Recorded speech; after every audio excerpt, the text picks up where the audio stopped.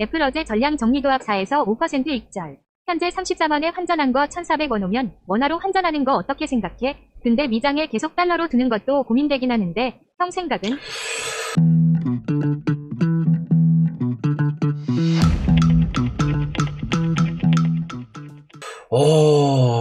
굳이 지금 달러를 보유하는 자산을 원화로 환전할 필요가 있냐라는 점에 대해서 말씀을 좀 드리면은, 지금 내가 원화를 달러로 가져가는 요거는 지금은 금지. 이거는 지금은 금지. 왜냐면 이거는 지금 외환시장 전쟁 중이잖아요. 여기가 흔들리고 있는데 이 흔들리는 와중에 내가 들어가겠다라고 하는 건 이건 노노노노노. 이건 노노노노노. 근데 내가 달러를 원화로 하겠다. 저는 이것도 금지라고 생각을 합니다. 왜냐 그러면은 달러는 진짜 쇼크의 끝에 가는 거거든요. 쇼크의 끝에. 지금 원화가 1,400원이라고 1,400원 찍고 내려왔는데 여기서 떨어지면 어디까지 떨어지겠어? 가봤자 1,350원이야. 지금 원화가 약세인 근본적인 이유는 뭐냐 그러면은 달러가 너무 세기 때문이고요. 이게 글로벌로 위기가 온 게 아니야. 그리고는 뭐 이거에 대한 대응이 나온 것도 아니야. 대응이 나왔을 때 요 쇼크의 끝에는 분명히 문제가 발생을 할 수 있고, 이 문제가 발생을 하면은 거기에서 이제 대응책이 나올 거예요. 그러면서 진짜 말 그대로 연준이 소방수 역할을 하고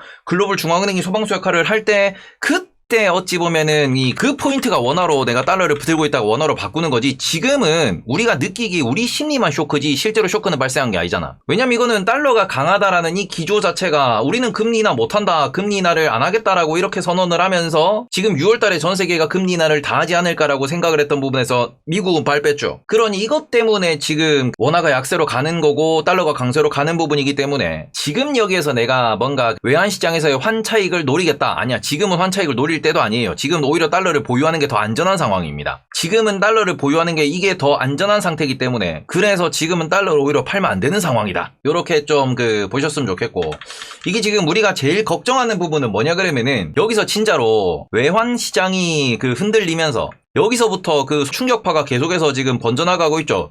뚱 번져나가는데 여기에서 아무도 안 걸리면 상관없어. 아무도 안 걸리고 다시 정상으로 가면은 상관없어. 근데 우리가 지금 걱정하고 있는 부분은 뭐냐 그러면은 이 충격파가 틱뚱 빠가닥 어딘가가 지금 충격을 받으면서 계속해서 이게 약한 고리가 충격에서 어딘가 박살이 나고, 요 박살이 뭔가 시스템 리스크로 연결되면은 요거를 걱정을 하는 거거든요. 아직까지는 이게 시스템 리스크라는 이런 얘기는 전혀 언급되지 않고 있는데, 지금 제일 조심해야 되는 거는 결국 이거예요. 이거 시스템 리스크. 그러니까 제가 말씀드린 거 있잖아. 뭐 웰스파고가 터진다든지 아니면 도이치방크가 터진다든지 그런 이 시스템 리스크 빠가닥 하는 이 소리가 들린다라고 하면은, 그러면 환율에서 더 튀었다가 갑자기 소방수가 개입을 하겠죠. 그리고는 내려가겠죠. 그러니까 요때 타이밍을 노리셔야 되기 때문에 지금은 오히려 달러를 보유하는 게 맞지. 왜냐면은 큰 트렌드가 여전히 달러는 더 강해질 거다라고 이야기를 하는 거거든요. 그잖아요. 달러가 강해질 거다라고, 더 강해질 수밖에 없다라고 이렇게 이야기를 하는 거고, 달러 금리는 여전히 5.5%인데 다른 나라 금리들은 더 떨어질 거래. 그러면은 다른 나라 통화 팔고 달러를 사야 된다라는 거잖아. 그래서 이 부분에서는 오히려 지금은 달러를 보유를 해야만 하는 타이밍이다. 위기가 오면 달러가 더 좋습니다. 위기가 안 오기를 바라는 거고, 위기가 안 오면은 정상화되는 과정에서 그때 뭔가 우리가 액션을 취해도 늦지 않다라는 거기 때문에, 지금은 제가 달러 인버스 같은 경우에도 만약에 투자한다라면은 달러 인버스를 무엇으로 접근하냐 그러면은 이거를 분할 매수로 접근하셔라. 그리고 달러 인버스는 내가 원화 자산이 많은 경우에 그러면은 지금 이걸 이쪽으로 이제 우리가 좀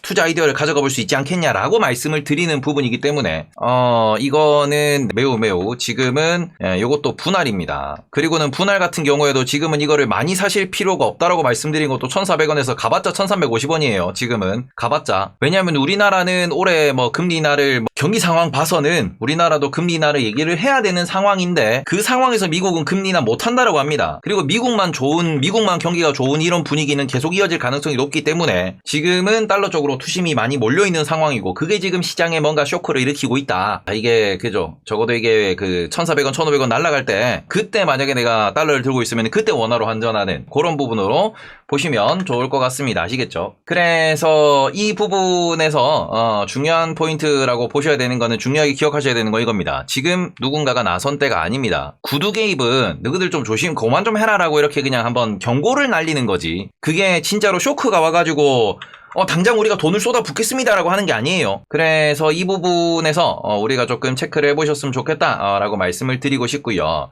지금은 뭐 다른 것보다 이 외환시장이 진정돼야 되고, 외환시장의 그 전 단계는 뭐예요? 외환시장의 전 단계는 채권시장이 안정이 돼야 되죠. 근데 지금 오늘도 보시면은 채권시장이 안정이 됐냐 그러면은 오늘도 채권이 갈팡질팡하고 있습니다. 지금 10년물 보시면은 오늘도 지금 이거를 시봉으로 보여드리면은 갈팡질팡하고 있어요. 여기서 내려오면은 환율도 좀 진정이 되겠지만, 여기서 차트 타고 이 이평선 타고 다시 더 올라간다라고 하면은 어디 가니? 라고 이렇게 표현할 수 있는 부분이기 때문에 일단은 지금 저항감은 좀 있어요.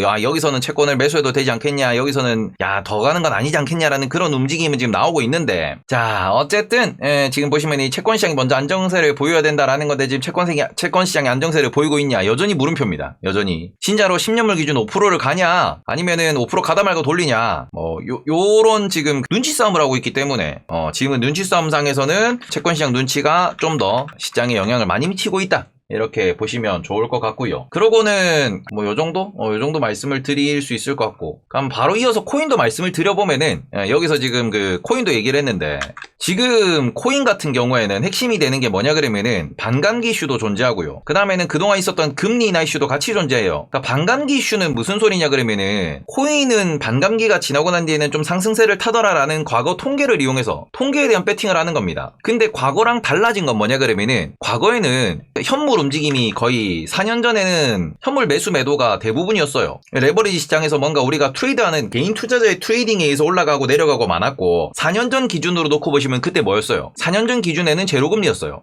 이번에 주식 어디까지 내려가나? 불안합니다. 많이 안 내려간다고 생각합니다. 근데 지금 이번에 현재 시장을 놓고 보시면은 금리 인하가 오히려 연기되고 있죠. 그래서 지금은 4년 전과는 다릅니다. 4년 전과 매크로가 달라요. 4년 전에는 제로금리로 돈을 막 풀 때였고, 그러고 난 뒤에 주식들이 올라가고 이 채권도 사기가 뭐 그러고 부동산도 올라가면서 코인도 반감기 이후에 10월부터 쫙 올라가는 모습을 보였잖아. 근데 지금 현재 2024년 시점에서는 이게 4년 전과 다른 상황에서 계속해서 유동성 감소라는 이런 그 포인트를 잡고 가고 있다라고 하면은, 코인은 지금 유동성에 영향을 미칠 수 있는 다른 정책이 하나 있지. 뭐냐 그러면은, 코인이 만약에 지금 단기에 움직일 수 있다라고 하면은 뭘 보고 움직일 거냐? QT 테이퍼링. 요 발표에 코인과 자산 시장이 같이 올라가면은 상승 추세를 타겠으나, 지금 반감기로 해서 무조건 올라가는 게 아니에요. 반감기가 끝나고 시간이 좀 지나고 난 뒤에 이게 거래량, 이게 유동 물량이 줄어들면서 신규 발행 물량이 줄어들면서 그러면서 다시 한번 올라가는 모습을 보일 수 있단 말이에요. 근데 지금 보시면은, 지금은 반감기 직후에 있을 이벤트가 뭐예요? 금리나 연기, 여전히 고금리, 여전히 우리는 QT를 하고 있다라는 거고, 그러면 QT 테이퍼링이라는 이슈에서 코인이 움직임을 보여줘야 그래야 움직인다라는 겁니다. 근데 만약에 QT 테이퍼링이 이걸 발생을 했는데, 이거를 이야기를 했는데도, 연준 언급을 했는데도 코인이 안 움직인다, 그러면은 그 다음 이벤트는 실제로 미국의 금리 인하가 이제 어찌 보면 이벤트가 될 수 있는 거고, 이렇게 되면 미국의 금리 인하가 언제? 저는 6월 아니면 12월이라고 지금 생각하고 있어요. 여전히 저는 6월에 금리 인하 할 수 있다고 생각을 합니다. 왜냐면은 6월 이후에 7월, 9월, 11월은 금리 인하 못해요. 선거 때문에 못해요. 그래서 우리 지금 4월 5월 데이터가 잘 나와야 되는 거고, 4월 5월 데이터가 잘 안 나온다 그러면은 금리 인하 못 합니다, 이거. 그러면은 이거 12월까지 끌고 가야 돼요. 12월까지 끌고 가면서 무슨 일이 발생할지 모르기 때문에 이건 오히려 더 리스크이기 때문에, 지금 오히려 연준은 어떤 식으로 대응할 거냐라고 생각을 하냐 그러면은 6월 FOMC 전까지, 그러니까 4월 5월 인플레이션, 4월 5월 기대 인플레이션, 그 데이터를 최대한 억누르기 위해 가지고 지금 강력한 발언을 계속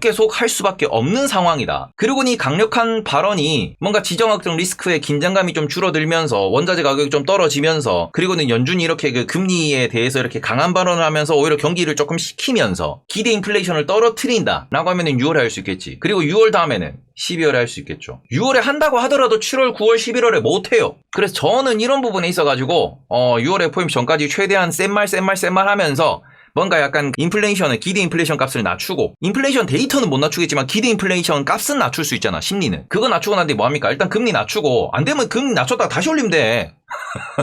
우리가 지금 전혀 생각을 하지 않고 있는 이 부분이 하나 있단 말이야. 금리를 5.5에서 5.25로 낮췄다가 인플레가 다시 안 잡힌다 싶으면은 다시 5.5로 올리면 돼. 80년대처럼 금리 낮출게요 이게 아니고, 지금은 낮출게요 하고 난 뒤에, 낮추고 난 뒤에 안 잡혀 다시 올리면 돼. 이 선택지도 연준한테는 존재한다라는 거거든요. 그렇기 때문에 이 부분에서 아마 6월에 한 번쯤 낮추는 그런 의사결정을 저는 여전히 강력하게 바라고 있다. 근데 실제로 이렇게 다시 낮췄다가 올릴 수 있다라는 발언은 과거에도 연준위원들이 했던 부분이기 때문에 아마 보험적 금리 인하에 대한 연준 내에서 감론을박이 계속 지금 진행되고 있을 겁니다. 왜냐? 최근에 보험적 금리 인하 없을 거다라고 선언하는 그런 연준위원들이 많아요. 이건 역설적으로 무슨 얘기하는 거야?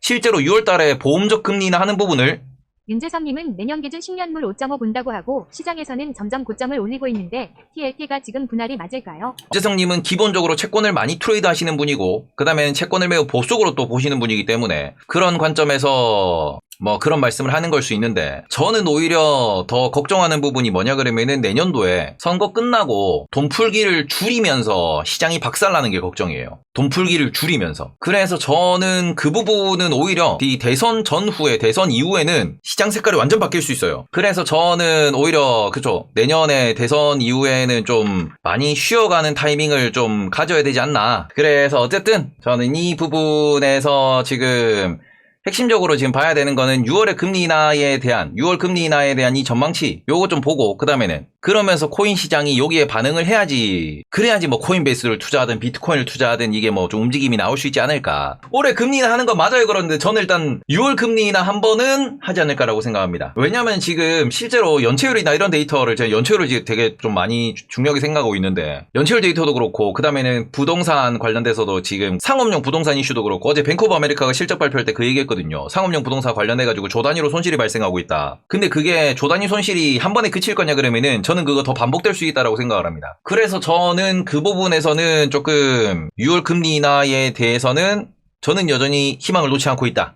저의 희망이에요. 저의 희망. 근데 그 보험적 금리 인하라고 하는 부분을 연준위원들이 계속 언급하는 이유 자체도 보험적 금리 인하에 대한 실질적인 언급이 연준위원들 내에서 발생하고 있다 혹은 이 정책을 결정하는 사람들 사이에서 화두로 떠오르고 있다라고 볼 수 있는 부분이고 그러면은 보험적 금리 인하 1회 5.5에서 5.25로 가는 거는 어느 정도 우리가 상상해 볼 수 있지 않을까. 그러니까 우리가 금리 인하 한 번을 하는 것 자체에 있어가지고 어찌 보면은 되게 그거를 시그널로 삼는 분이 많이 계시는데 저는 오히려 연준이 금리를 갖고 놀아야 그런 상황이 비춰줘야 시장이 더 액티브하게 좀 이렇게 대응할 수 있다라고 생각을 합니다. 왜냐 그러면은 그럼 인플레 데이터 올라오면은 다시 금리 올리겠네. 인플레 데이터 떨어지면 금리 낮추겠네. 그러면은 경기 박살은 좀 생각을 미뤄도 되겠네라고 시장이 받아들일 수 있다라고 생각을 하거든요. 그러니까 말 그대로 그거잖아.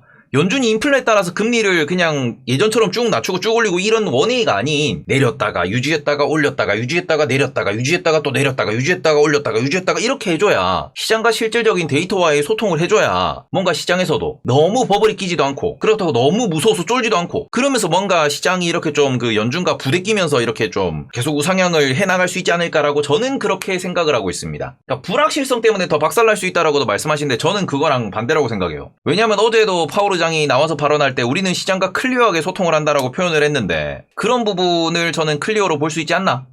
라고 생각을 합니다. 왜냐면 그렇게 해줘야 저는 시장이 너무 과열되지도 않고 그렇다고 시장이 너무 쫄아서 위축되지도 않는다라고 생각을 하기 때문에 그래서 이런 부분 조금 고민해 보셨으면 좋겠고 결과적으로 지금 핵심이 되는 건 뭐냐 그러면은 아무래도 지금 채권 시장은 계속해서 그 금리라는 부분 인플레라는 부분을 보면서 계속해서 지금 눈치를 보고 있고요. 이 상황에서 아이러니하게도 주식시장 같은 경우에는 무슨 얘기하냐 그러면은 이게 금리가 오르든 내리든 실적이 나오는 애들 있죠. 실적이 나오는 애들. 이런 애들에 대해서 여전히 저가 매수가 유효하게 발생하고 있습니다. 저는 이 두 부분을 엮어서 생각을 해보면은 결국 채권의 눈치 싸움이 끝나면은 주식도 계속해서 그냥 박살 안 나고 움직이는 그런 움직임이 나오지 않을까 요렇게 조금 말씀을 드리고 싶고요. 그래서 너무 쫄지 않으셨으면 좋겠다 요렇게 좀 말씀을 드리고 싶습니다. 자 그래서 일단 다시 보기 좀 잘라놓고요. 이 부분에 있어가지고 코인도 많이들 관심이 있고 그 다음에는 개별주도 많이 관심이 있겠으나 지금 개별주는 이것만 보셨으면 좋겠어요. 제발 이것만 보셨으면 좋겠어요. 지금 엄한데 물타기 하지 마시고 저는 무조건 실적만 보셔야 된다. 실적에 대한 성장 기대감이 있는 종목만 무조건 투자하셔야 된다. 요렇게 말씀을 드릴 수 있을 것 같습니다. 요렇게 다시 보기 좀 잘라놓고요. 지금은 실적주만 봐야 합니다.